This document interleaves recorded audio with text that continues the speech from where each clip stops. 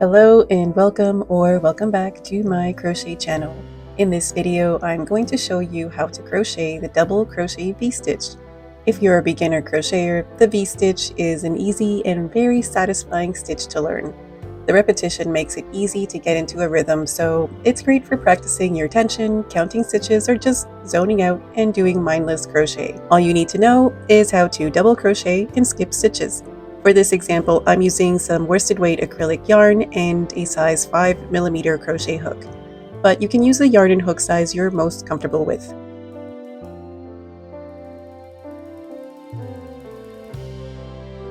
Let's start our foundation chain, and for this example, I'm making 24 chains because the V-stitch uses multiples of 2 plus 2 for the foundation chain.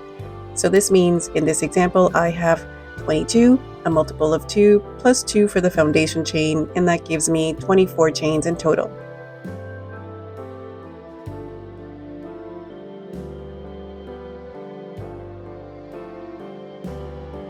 Alright, I've got my 24 chains and I'm going to count them to make sure I have the right number. It's especially important to count when you're working with specific number sets or sequences in a pattern. I'm curious, do you have a particular way of counting your foundation chains? I usually like to hold the chain in my hand and then it starts to get snagged and I lose count and I have to redo it all over again, so I'm curious. Okay, I've made sure I have 24 chains, so now I'm going to work 2 double crochets into the 4th chain from the hook. If you are new to making double crochet stitches, I highly recommend checking out a few tutorials first. I'll leave a link to my beginner crochet video where I show how to crochet essential stitches like double crochet. Then when you come back to this pattern, you'll be good to go.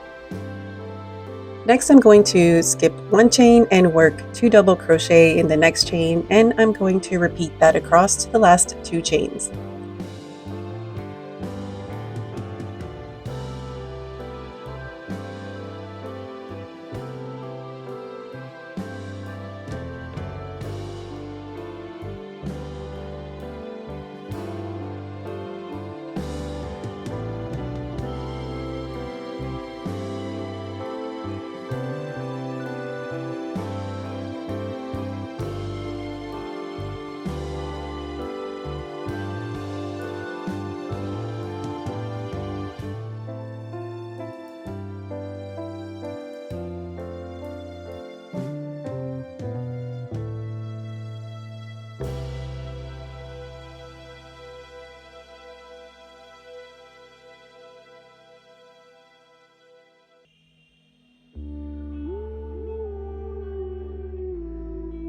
I'm at the last 2 chains and I'm going to skip 1 chain and finish the row with 1 double crochet in the last chain. And there we have row 1 complete.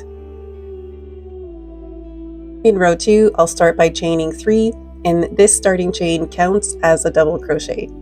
Turn my work, and then I'm going to skip 2 stitches and work 2 double crochet between the second skip stitch and the next stitch, right into the V shape of the 2 double crochets from the previous row. And I'm going to repeat that to the last 2 stitches, doing the same thing, working 2 double crochets in between the 2 stitches from the previous row.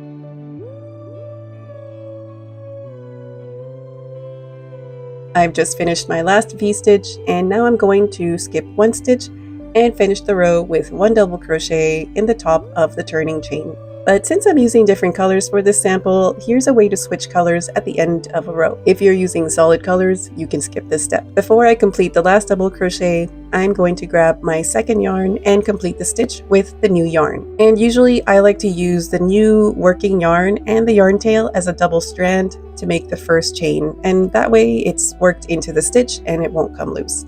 Now I'm going to repeat row 2. starting with 3 chains, then working 2 double crochets into each of the V stitches from the previous row.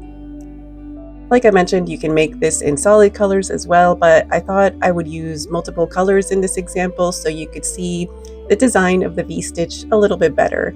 I find alternating colors gives a stitch more dimension and a different look and feel depending on the color combos and the striping sequence. But I'm also a fan of stripes, so I might be biased here.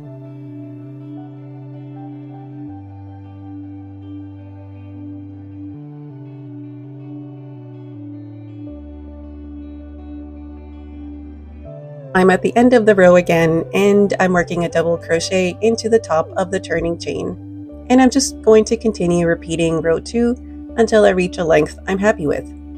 This stitch is great for garments like vests and cardigans because it's cozy, yet has an airy feel to it so you don't get overly heated. It works up quickly, especially if you're using a relaxed tension and a heavier weight yarn, so you could make a baby blanket, a scarf, or a shawl in no time. My 2 favorite things about this stitch, I mentioned one, which is the striping and the designs you can create with different colors. And my other favorite thing is how relaxing and meditative the stitch is. It's the kind of stitch that once you have a rhythm going, you don't really need to look at while you crochet because you can feel where the hook needs to go. It's perfect for actually watching movies and shows, not just listening to them, as so often happens when you try to Netflix and crochet, right? So I hope you found this tutorial useful and inspiring, and I hope you give this stitch a try.